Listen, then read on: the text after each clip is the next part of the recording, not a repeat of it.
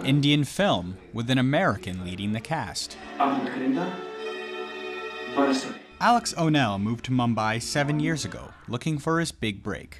The choice of Bollywood over Hollywood has paid off. He's been in regular demand, and is now working on his next production, Joker, a typical Bollywood mix of comedy, romance, drama, and action, as well as singing and dancing.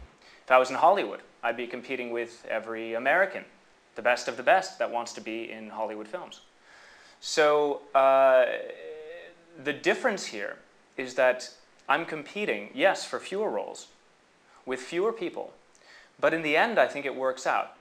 O'Neill often finds himself typecast, often playing colonial Englishmen or villains. But he's one of many foreign actors who are now coming to India, looking to make a name for themselves in one of the world's biggest film industries. Critics say that the interest is inevitable, as Bollywood opens up to outside influences.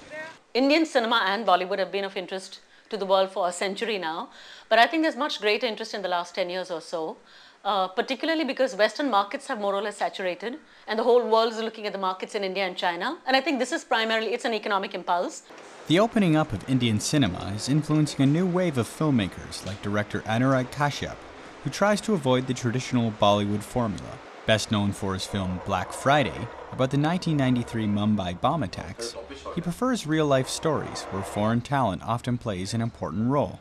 All these foreigners, they bring in a point of view, a sensibility, in the sense my first film that we made was about Bombay city. It was about the mafia that was working in the city. But it was all made by outsiders. None of the people involved with the film were from Bombay. So it brought in objectivity. Most foreigners in Bollywood end up as extras, or increasingly, dancers. But people like O'Neill show it's now possible to establish a proper career in Bollywood, even if the audience is still mainly Indian.